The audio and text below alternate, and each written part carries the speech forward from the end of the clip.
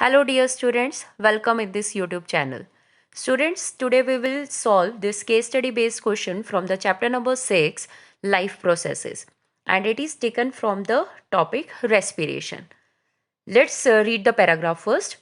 All living cells require energy for various activities.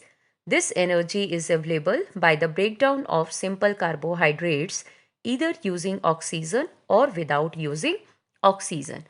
We know that respiration, that is the oxidation of glucose to produce energy, and it is of two types, aerobic and anaerobic, in the presence of oxygen, or it will take place in the absence of oxygen. Okay, or in the lack of oxygen also in the human muscle cells. So on the basis of this information, we have to solve these following questions. So let's do the first one. Energy in the case of higher plants and animals is obtained by breathing, tissue respiration, organ respiration, digestion of food. So students, here breathing और digestion of food options आपकी ऐसे ही निकल जाती हैं, क्योंकि breathing क्या होता है? It's the inhalation and exhalation, simple inhalation, inhaling oxygen and exhaling carbon dioxide. Digestion of food हमारा respiration का part नहीं है. This is the conversion of complex food particles into simple one. ठीक है, उसको आप digestion कहते हो. Now here is the respiration, tissue or organ respiration. As we all know that respiration takes place in the cells. Cytoplasm में start होती है और माइटोकॉन्ड्रिया में ख़त्म होती है, अगर वो एरोबिक की बात कर रहे हैं. ठीक है, we are talking about aerobic respiration. ठीक है, तो ग्रुप ऑफ सेल्स को हम क्या कहते हैं? टिश्यूज कहते हैं. तो that is mainly due to the presence of tissues. Okay, and it is the tissue respiration. Second question is, the graph below represents the blood lactic acid concentration of an athlete during a race of 400 meter and shows a peak at point D. Now see this graph here. Respiration in athletics.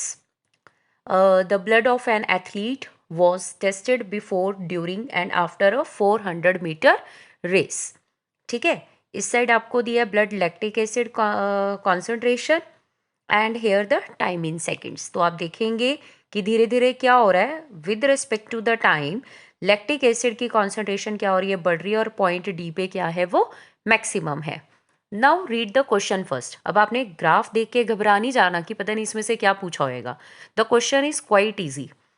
Lactic acid production has occurred in the athlete while running in the 400 meter race. Which of the following processes explains this event? ठीक है, aerobic respiration. अब आपको ये पता होना चाहिए कि lactic acid produced कब होता है. एरोबिक रेस्पिरेशन में no, the end products are carbon dioxide, water and energy.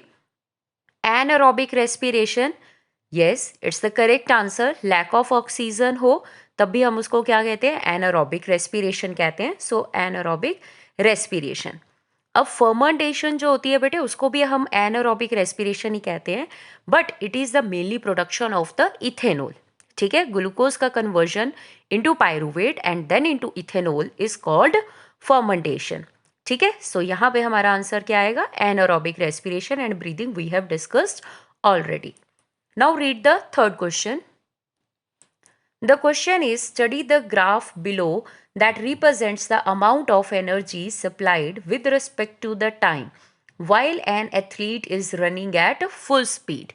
Okay, यहाँ पर आपको जो ग्राफ दिया है वहाँ पर एनर्जी प्रोडक्शन की दिया है और time running at full speed दिया है इन मिनट्स. ठीक है, तो आपको बेटे दो प्लॉट्स दिए हैं, प्लॉट ए और plot B. By observing the graph carefully आप देखेंगे तो प्लॉट ए में एनर्जी प्रोडक्शन ज़्यादा है, मतलब एनर्जी ज़्यादा सप्लाई की जा रही है, और प्लॉट बी में जो है वो पहले तो ज़्यादा थी, फिर धीरे धीरे क्या होगी, एनर्जी प्रोडक्शन कम हो गई. ठीक है, now the question is, choose the correct combination of plots and justification provided in the following table.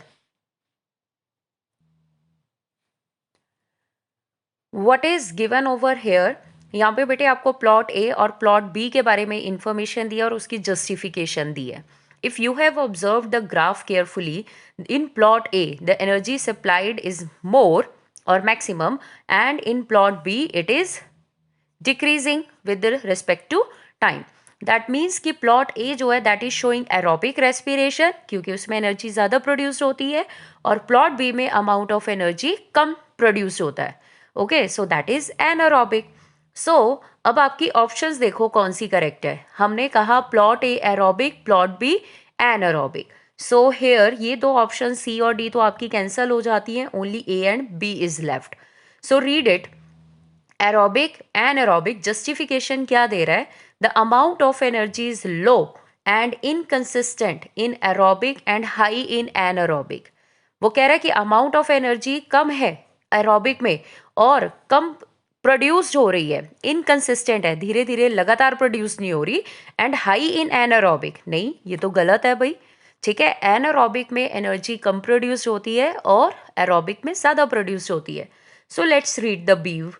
Amount of energy is high and consistent in aerobic, मतलब लगातार प्रोड्यूस हो रही है, and low in anaerobic. So our B option is correct. Now see this fourth. The characteristic processes observed in anaerobic respiration. ठीक है, जो anaerobic में mainly observed होते हैं एनारोबिक. ठीक है, presence of oxygen, no. Release of carbon dioxide, yes, carbon dioxide release होती है. रिलीज ऑफ एनर्जी, येस, कम प्रोड्यूस होती है लेकिन होती तो है. Release of lactic acid, yes, अगर लैक ऑफ ऑक्सीजन हो. ठीक है, सो हमारी कौन सी ऑप्शन करेक्ट होती है? 2, 3, 4. So our C option is correct. Now see the fifth question. Study the table below and select the row that has the incorrect information. Here aerobic and anaerobic में आपको difference given है. ठीक है, location and product, amount of ATP and oxygen. तो इसमें से आपने बताना which one is wrong. Aerobic और एनारोबिक लोकेशन, एरोबिक साइटोप्लाज्म में होती है, एनारोबिक माइटोकॉन्ड्रिया में होती है. अगर आपको मालूम होगा तो एरोबिक बेटे माइटोकॉन्ड्रिया में कंप्लीट होती है. ठीक है, और एनारोबिक रेस्पिरेशन अगर एब्सेंस ऑफ ऑक्सीजन है तो ईस्ट सेल में होती है, और अगर लैक ऑफ ऑक्सीजन है तो मसल सेल्स में होती है. ठीक है, तो यहाँ पर आपको अपनी फर्स्ट ऑप्शन में ही पता चल गया कि ये हमारी इनकरेक्ट है, तो हम इसको टिक कर लेते हैं. Now read the next options also. And product, carbon dioxide and water. Aerobic में फुल ऑक्सीडेशन, कंप्लीट ऑक्सीडेशन हो जाती है ग्लूकोज की, तो कार्बन डाइऑक्साइड और वाटर बनता है. It's correct. Ethanol and carbon dioxide, it's also correct. Amount of ATP produced in aerobic is high and anaerobic में लो होता है, ये भी करेक्ट है. ऑक्सीजन एरोबिक में चाहिए, needed, and in anaerobic it is not needed. So all the options are correct except this one, that is the A option. Okay, so in this way we have solved this case study based question. Take care. Bye bye.